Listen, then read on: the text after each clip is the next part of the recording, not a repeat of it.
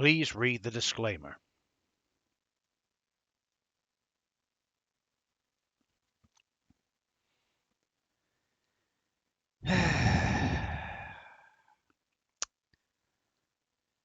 Here we go again.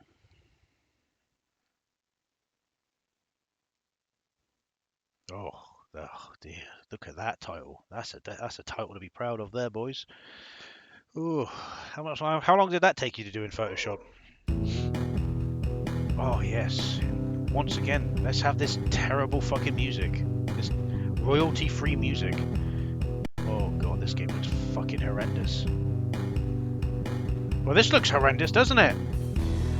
So welcome back once again, as we look at more Maximum Racing games. This time around it is Super Truck Racer.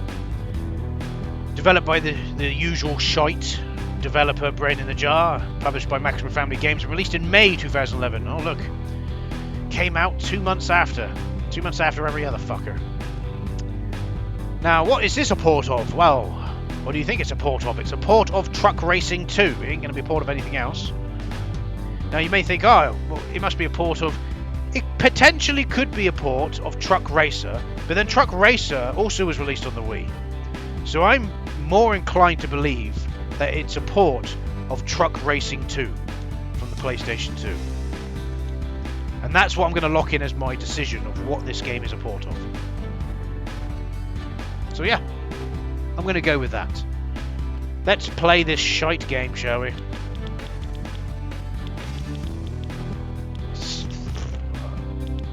I don't even know why. Why do they make a truck racing game? Maybe to appeal to a very niche audience? Maybe. Because there weren't really that many truck racing games back then.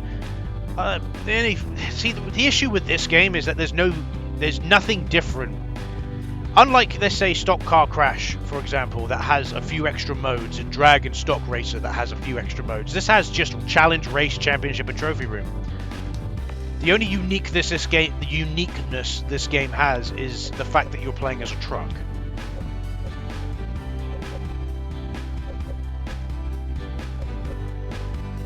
Let's do Decampions. Let's have a flame livery. Why not? Oh no, we can't have a flame livery. We can't go to Decampions. Not allowed, apparently. Let's go to Thunder Valley then. Whatever. I'm only going to do one race. I'm not going to do any more than one race because fuck this game. Oh, the A button is a fucking horn. Look at that. Oh, look. Same racing sounds. This time, we control the trucks. Oh, this game's terrible, by the way, boys. Because if I remember it being anything like what I've played previously... oh, look. Even the AI has struggles with these controls. Because they add... The thing is, right? They do change the racing formula here a little bit. Because we're driving trucks, Brain in the Jar basically say, well, we need to add more weight to the vehicle. Because it's a truck. But the thing is, their racing mechanics doesn't work for that. Because, again, their racing mechanics only work for one thing. That's why Golden Age of Racing or GP Classic Racing plays absolutely fine, because they don't change really anything. Like, their drifting isn't particularly good in the game anyway, and those cars aren't designed for drifting anyway. And there's a reason why Euro Rally Champion works, or in this case, Rally Racer works, because again, it's rally racing, and their controls, I guess their driving controls work. With this, they limit the turning and they add more weight to the vehicle. And instead of making it more playable, it makes it less playable because, again, the driving mechanics are not great. I can also spin other people out, so we can have him absolutely, completely bail there. Fantastic. Yeah, you stay there and you fuck yourself. Can I look behind myself? Oh, yes, I can. Very good. So that's what I do to look behind myself. Fantastic. Well, goodbye. Don't come back as I spin you out.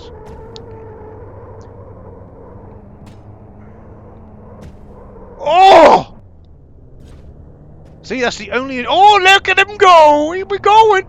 It's the only enjoyment you have in the game. Is just like, you just completely disregard the racing. But because you know how these controls are in these shitty fucking games, you focus entirely. As you can see, look at the turning. It's absolutely fucking atrocious. You focus on instead, let's see who I can fuck over the most. Because the racing is boring. It's boring racing. There's nothing. Look out, the turning is absolutely fucking atrocious. I know it's a fucking lorry I'm driving, a truck. But you could have at least tried brain in a jar. Adjusting you're tweaking your racing controls to make it work the best it possibly can with the perimeters that these new perimeters that you've set. But no.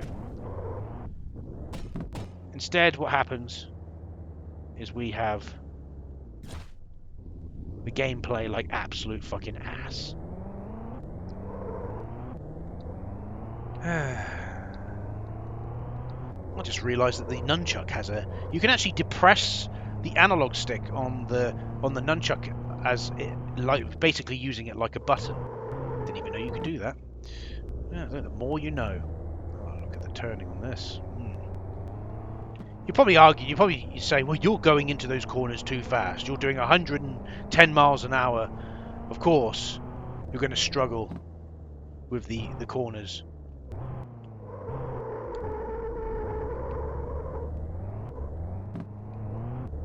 My argument to that is, meh. It's a valid point, but at the same time, just makes the game incredibly even more boring because we have to slow down at every single corner. Can't drift around them because we're driving trucks at the end of the day. Even though drifting is a thing, as you just saw me drift in the truck. You can drift in the truck if you really if you know how or accidentally do it, you can drift in the truck. What I'm trying to say is there's better truck racing games out there. You know, I don't know, PS2 wise, I don't know. I remember seeing those Super Trucks. I think there's a game called Super Trucks I remember seeing when I was a kid. Never played it, but I remember seeing it. And obviously I did a PC randoms where we looked at FIA, European truck racing. So there is a market there. There is one there. You know, I remember playing. What was it? There was a truck racing game on the PS3. It came out on PC as well, and I think I played that one. And I actually complimented it, saying, "Oh, that was actually pretty decent." I think I did that as a PC random as well. Another truck racing game is a PC random. But this is just boring. This is just boring city boring. I've already said to myself, well, actually, there's not really anything else I can do, if I'm honest. But I said to myself, after I had a look at these maximum racing games, I was never going to look at a brain in a jar video game ever again. After I've done these maximum racing games set. But in all fairness, I've actually played every single brain in the jar game that you can play. I've played every single one. Even Kart Racer and Truck Racer, I'm pretty sure I did as a PCSX2 random. So I've played every brain in the jar game. Technically, once I'm done with the maximum racing, well, technically speaking, with all of these being ports, I've already played this anyway. But yeah. Boring. It's getting to a point where I know we're on lap 4, but I'm seriously considering stopping the video here. You know what?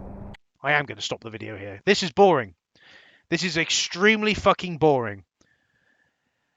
So yeah, I'm not playing any more of this.